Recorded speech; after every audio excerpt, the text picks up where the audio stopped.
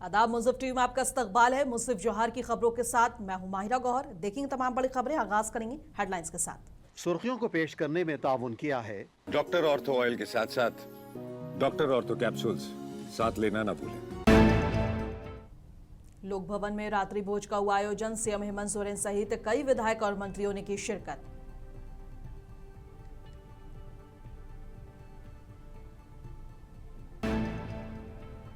CM Hemant Soren से NIC अधिकारियों ने की मुलाकात। कॉफी टेबल बुक का सीएम ने किया लोकार्पण। डिजिटल पहले पर हुई चर्चा।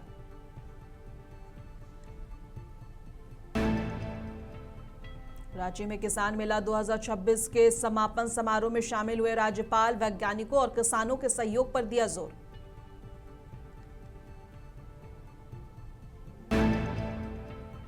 नए वाहनों से धनबाद पुलिस होगी और भी मजबूत। डीसी आदित्य रंजन और एसपी ने दिखाई हरी झंडी।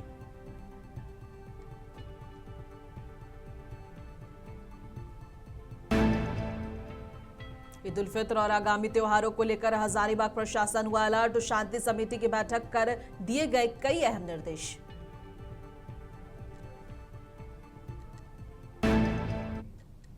और आगाज करेंगे झारखंड के अहम और बड़ी खबरों के साथ। बता दें कि राज्यपाल संतोष कुमार गंगवार की उपस्थिति में लोक भवन में रात्रि भोज का आयोजन किया गया। इस अवसर पर राज्य के मुख्यमंत्री हेमंत सोरेन, विधानसभा अध्यक्ष अविनाथ महतो और नेता प्रतिपक्ष बाबूलाल मरांडी, मुख्यमंत्री हेमंत सोरेन की पत्नी विधायक कल्पना सोरेन और मंत्री संजय प्रसाद यादव सहित कई अन्य मंत्री और विधायक शामिल हुए। इसे लेकर मुख्यमंत्री और उनकी पत्नी ने अपने सोशल मीडिया एक्स पर पोस्ट भी किया है और सीएम हेमंत सोरेन ने लिखा है कि आज लोक भवन में आयोजित रात्रि भोज में राज्यपाल संतोष कुमार गंगवार और सभी मंत्रीगण, विधायकगण और अन्य लोगों के साथ शामिल होने का खुशी के पल का इजहार किया है। और मुख्यमंत्री हेमंत सोरेन से आज झारखंड विधानसभा स्थित मुख्यमंत्री कक्ष में राष्ट्रीय सूचना विज्ञान केंद्र के महानिदेशक अभिषेक सिंह और उप महानिदेशक दीपक कुमार ने सीएम से शिष्टाचारी मुलाकात की है। इस अवसर पर मुख्यमंत्री हेमंत सोरेन ने राष्ट्रीय सूचना विज्ञान केंद्र द्वारा तैयारी की गई कॉफी टेबल बुक का लोकार्पण किया है। इस पुस्तक में झारखंड राज्य में नेशनल इंफॉर्मेटिक्स सेंटर्स एनआईसी द्वारा संचालित विभिन्न ई गवर्नेंस परियोजनाओं और डिजिटल पहलों और इसी के साथ नवाचारों का विस्तृत विवरण प्रस्तुत किया गया। इस अवसर पर वैज्ञानिक एफ उमेश प्रसाद सिन्हा और मुख्य सचिव श्री अविनाश कुमार भी उपस्थित रहे। झारखंड विधानसभा परिसर के औषधालय यानी कि डिस्पेंसरी में रक्तदान शिविर का आयोजन किया गया। इस मौके पर मुख्यमंत्री हेमंत सोरेन, मंत्री दीपिका पांडे सिंह, सदस्य सुरेश बैठा और जयराम महतो समेत करीब 19 नेताओं ने रक्तदान किया। कार्यक्रम में विधानसभा अध्यक्ष रविनाथ महतो और स्वास्थ्य मंत्री डॉक्टर इरफान अंसारी मौजूद रहे। सभी ने लोगों से अपील की कि वे भी रक्तदान करें, जीवन बचाने में योगदान दें और ये आयोजन लोगों में सामाजिक जिम्मेदारी का संदेश फैलाने वाला रहा।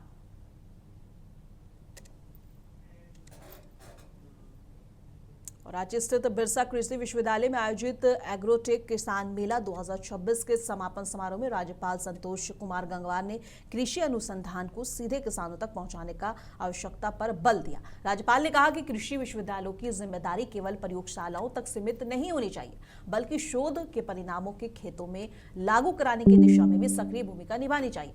इसके लिए वैज्ञानिकों को किसानों से सीधा संवाद स्थापित कर उनकी समस्याओं को समझना और व्यवहारिक समाधान देना चाहिए। अपने संबोधन में राज्यपाल ने कहा कि इस तरह के किसान मेले किसानों को आधुनिक तकनीक और उन्नत कृषि पद्धतियों और नए शोध कार्यों से जोड़ने का और प्रभावी माध्यम बनते हैं। ऐसे आयोजनों से किसानों को विशेषज्ञों के साथ बातचीत करने और नवीन उपकरणों यानी कि नए उपकरणों और तकनीकों की जानकारी प्राप्त करने का मौका मिलता है।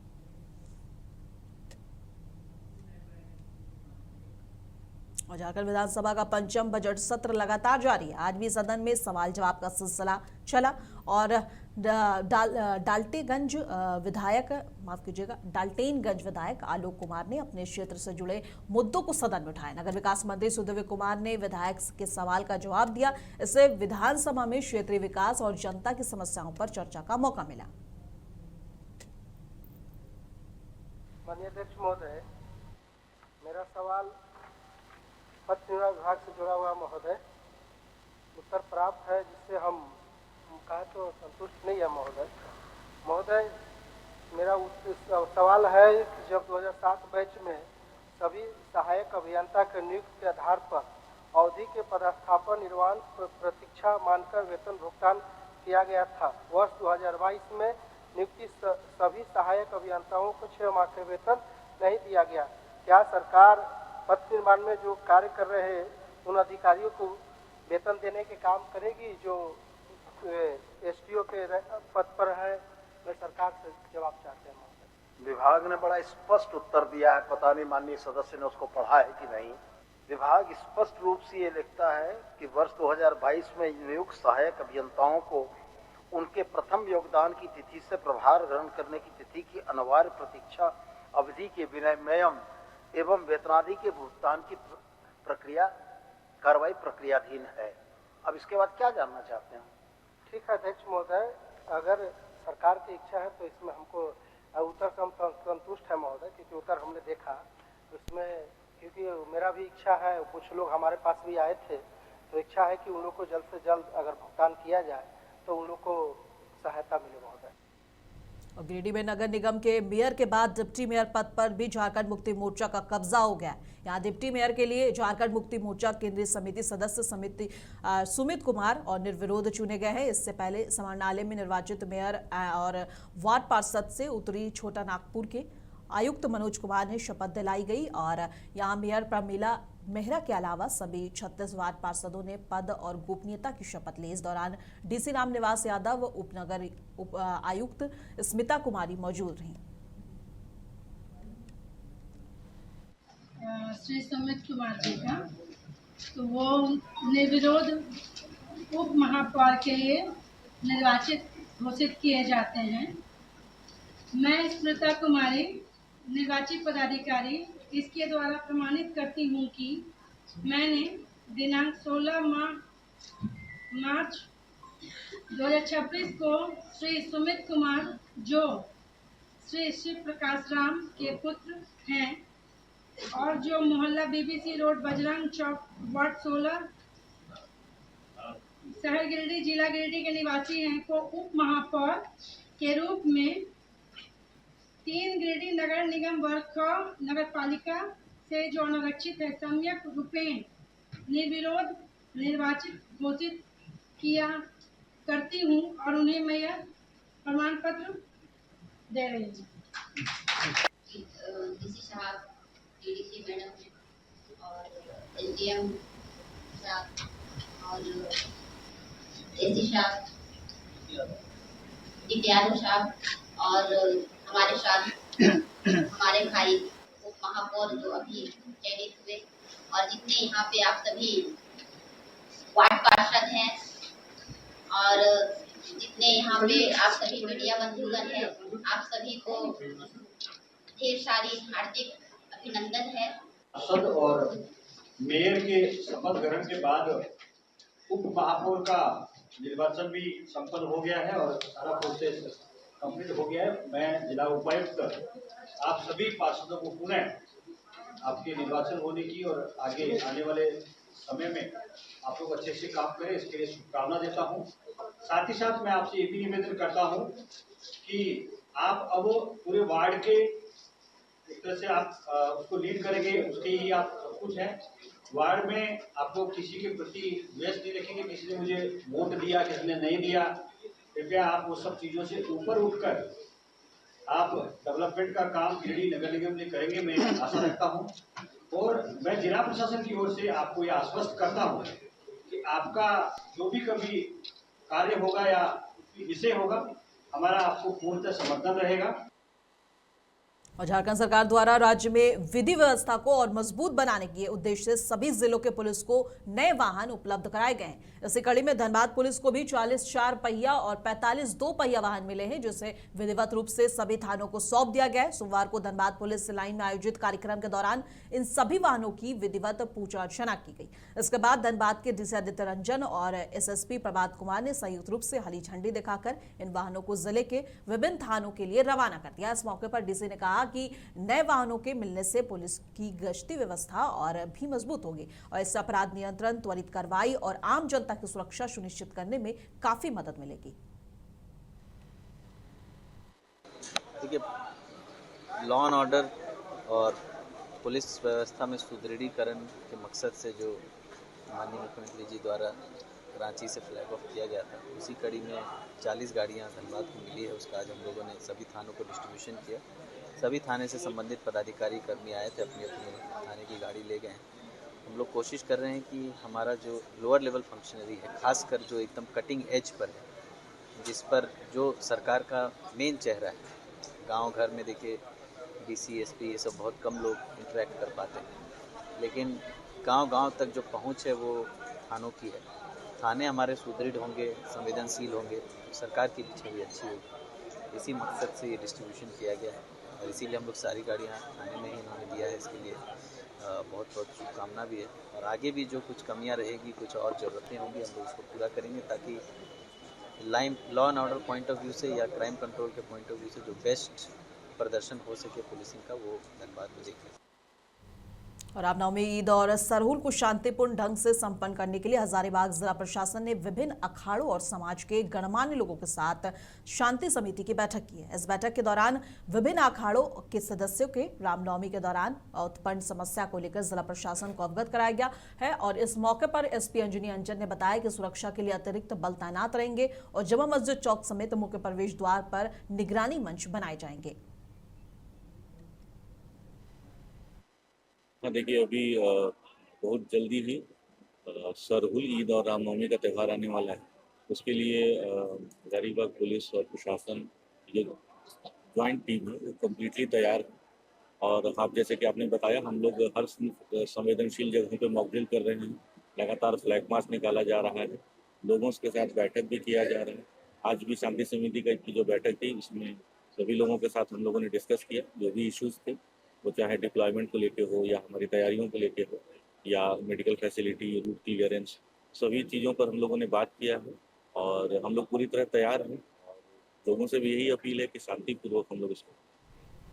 और डुमरिया अनुमंडल सभागार में रामनवमी पूजा और ईद को लेकर अनुमंडल स्तर पर की गई शांति समिति की बैठक है और जिसमें शांति समिति के सदस्यों सहित अखाड़ा समिति और सामाजिक कार्यकर्ता मौजूद थे। जहां रामनवमी और ईद को लेकर प्रशासन की ओर से सरकार की गाइडलाइन लोगों को बताई गई है और कहा गया है कि दोनों त्योहार लोग शांतिपूर्ण माहौल में मनाएं। इसको लेकर उन्होंने कहा कि प्रशासन भी आगामी त्योहारों को लेकर काफी मुस्तैद है।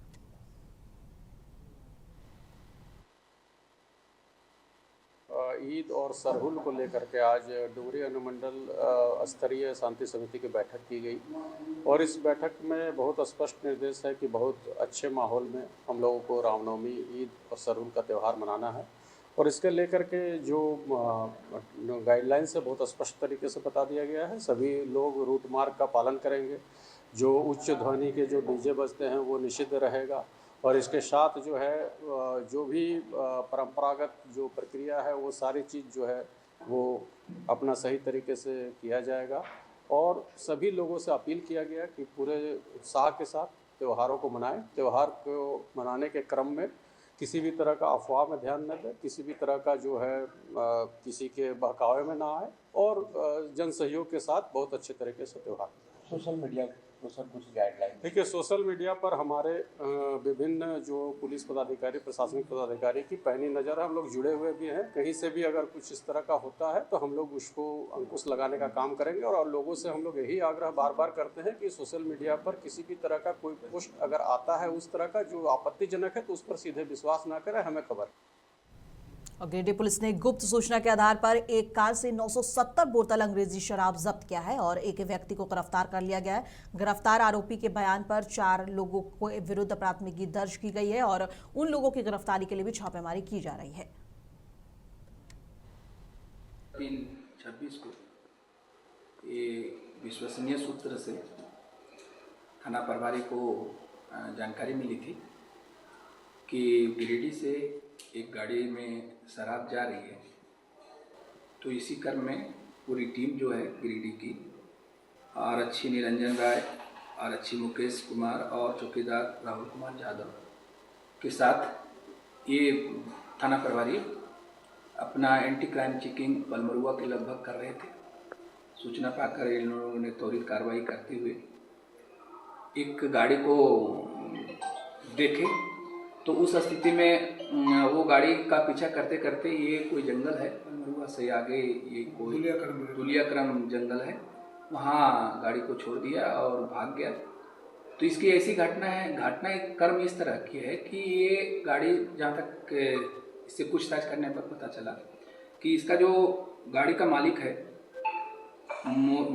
मेन जो लीडर है इसका, मोहित है, जो लखीसराय का है, वो प्रोवाइड करता था इसको गाड़ी। ये ड्राइवर है, गाड़ी प्रोवाइड करके इसने गिरिडीह में इसको गाड़ी दे दिया, कहा कि तुम ठीक है, तुम रुको, उसके बाद हम मैंने कुछ सामान लाते हैं, तो लोड करके ले आया गाड़ी में।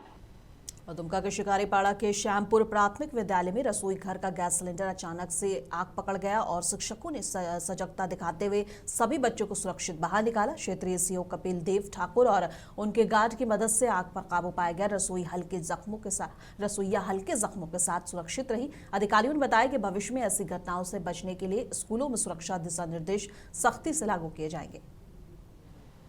इससे खाना बन रहा था और चूल्हे में लीक हो गई थी, तो चूल्हे में आग पकड़ गया था, जिसके चलते जो है कि स्कूल में आग बने, चूल्हा समेत गैस सिलेंडर में आग लग गई। तो जैसे ही सूचना मिली, हम लोग क्षेत्र में ही थे, तो तुरंत जो है वहाँ पहुँचे और हमारे साथ जो गार्ड हैं उसको फिर भेज करके हम लोग लगा करके तुरंत उसको नॉब जो है बंद किए, तो गैस जो है बुझ गया। लेकिन सभी बच्चे और ग्रामीण जो है कि 100 मीटर दूर स्कूल से भाग गए थे डर के मारे, तो फिर उनको बुला करके जो है अभी स्थिति बहाल हमने किया। और हमने वीडियो साहब से भी बात की है कि कल आज ही या कल तक जो है डीओ की बैठक बुला करके स्पेशल जो स्कूल में जो सुरक्षात्मक उपाय हो सकते हैं, कारगर उपाय जो है किया जाए। कुछ क्षति हुआ है क्या? क्षति तो नहीं हुई है, लेकिन जो है कि बच्चों में एक्चुअली भय का माहौल था। शिक्षक ने बड़ी समझदारी से जो है बच्चों को बाहर निकाल दिया था स्कूल से, और ग्रामीण लोग भी दूर में ही थे। तो सब तो ठीक है, लेकिन मैंने कुछ देर और होती तो शायद गैस सिलेंडर में विस्फोट वगैरह हो सकता था। सिलेंडर काफ़ी गर्म हो चुका था, तो ये सब सारी बातें हो गई। हमने फायर ब्रिगेड से भी संपर्क किया, तो फायर ब्रिगेड की भी गाड़ी तैयार थी आने के लिए, लेकिन उसी क्षण बीच में ही एक्चुअली हमारे जो ये गार्ड हैं उन्होंने होशियारी से जाकर नॉब को बंद कर दिया, तो बहुत बड़ी दुर्घटना होने से बच गई। और खबर पाकुड़ से है। झारखंड बंगाल सीमा के पास मणिपुर गांव में एक पत्थर खदान में सुबह अचानक मिट्टी और चट्टानों का बड़ा हिस्सा ढह गया। हादसे के समय खदान में करीब दर्जन भर मजदूर काम कर रहे थे और कई की दबने की आशंका जताई जा रही है। स्थानीय ग्रामीणों का आरोप है कि खदान में लंबे समय से अवैध खनन हो रहा था, लेकिन प्रशासन ने समय रहते कार्रवाई नहीं की। घटनास्थल झारखंड और बंगाल की सीमा पर होने के कारण सीमा निर्धारण और वास्तविक स्थिति की जांच अब प्रशासन कर रहा है। वायरल वीडियो में 2 शव दिखाई दिए हैं। धनबाद से बड़ी खबर है। झरिया के भागा बांधा ओपी क्षेत्र में रांची और धनबाद पुलिस की संयुक्त कार्रवाई के दौरान अपराधियों के साथ मुठभेड़ हुई। इस एनकाउंटर में कुख्यात अपराधी प्रिंस खान की 3 गुर्गे घायल हुए, जिनमें 2 को गोली लगी है और तीसरा भागते समय गिरकर पैर टूट गया। पुलिस ने मौके से हथियार, मोबाइल और बम बरामद किए। घायलों को अस्पताल में भर्ती कराया गया और एसएसपी प्रभात कुमार ने बताया कि यह कार्रवाई रांची में हुई फायरिंग मामले की जाँच के तहत की गई है। इलाके में सतर्कता बढ़ा दी गई है और अन्य आरोपियों की तलाश की जा रही है। रांची में जो घटना हुई थी 7 या 8 तारीख को, जो होटल में फायरिंग हुई थी, उसके लिए रांची पुलिस लगातार अनुसंधान करके जो आगे की प्रक्रिया अपराधियों की धरपकड़ के लिए वो कर रही थी।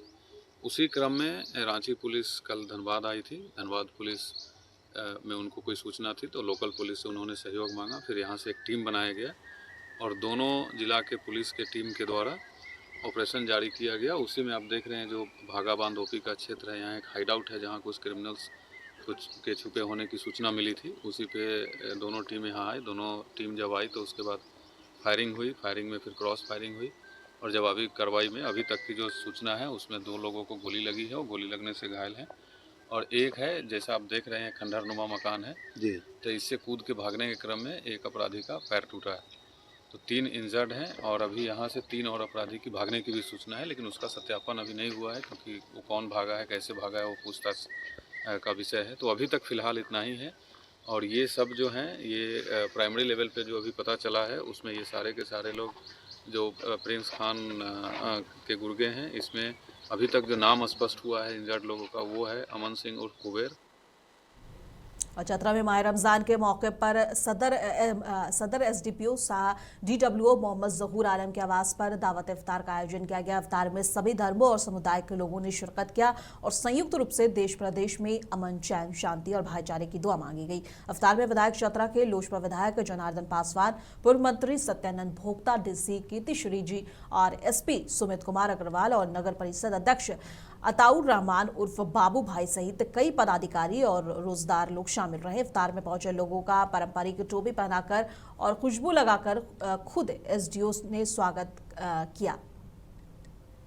और इस्लाम का जो मेन मैसेज है लोगों के लिए, एक ही सफ में खड़े हो गए, महमूद आयस, ना कोई बंदा रहा कोई बंदा न बस। और हम लोग जब देखते हैं महाउपनिषद का अध्याय 6 मंत्र 71, जिसमें ये है वसुधैव कुटुम्बकम, पूरा विश्व के जो भी मानव जाति सब एक परिवार है। इसी तरह कुरान का भी हुजूरात में है 49-13 में कि एक ही मर्द और औरत से हम तुमको पैदा किया, अलग अलग ग्रोह और कबीले में बांटती हैं ताकि एक दूसरे की तुम पहचानो। एक मैसेज है कि हम लोग कुछ भी है, एक ही माँ बाप से पैदा किए हैं, सब भाई, अलग अलग ग्रोह में है, सब भाई है। ये एक मैसेज एक मंच पर आ करके सबको भुला करके एक वो भाईचारा, अखुवत और मोहब्बत बढ़ाने के लिए हम लोग एक आयोजन किए ताकि ये लोगों में जाए। यहाँ तक मेडिकल साइंस भी इस बात की पुष्टि की है कि पिछले साल 2016 में नोबेल अवार्ड इस शोध में मिला है, जो इंटरमीडिएट फास्टिंग जो करते हैं उनको वो कैंसर का जो सेल है वो खत्म होता है फास्टिंग के पीरियड में। वो उनको न्यूरोसोमी और पोसेमी को मिला था 2016 में। तो ये जिस तरह का सभी धर्मों में फास्टिंग का ये ऑप्शन है जो रखा गया है, बिना फास्टिंग से कोई धर्म पूरा नहीं हो सकता है। ये प्राचीन काल से अलग अलग अपने अपने तरीके से सभी धर्मों में, इस्लाम धर्म में भी है। और ये एक मंच पर आकर के सबको ये देने के लिए कि हम एक सब एक हैं। ये बलरामपुर से एक दर्दनाक खबर सामने आई है। यहाँ खेलते खेलते एक 14 साल का बच्चा हाई टेंशन बिजली लाइन की चपेट में आ गया, जिससे उसकी मौके पर ही मौत हो गई। यह हादसा इतना अचानक हुआ कि किसी को संभलने का मौका तक नहीं मिला। परिवार में कोहराम मचा है, मां का रो रो कर बुरा हाल है। फिलहाल बिजली विभाग ने जांच की बात कही है, लेकिन बड़ा सवाल है कि आखिर जिम्मेदार कौन।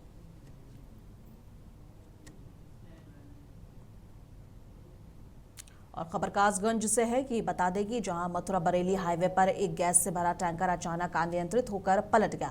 टैंकर में करीब 18 टन गैस बताई गई, जिसके मौके पर दहशत का माहौल बन गया।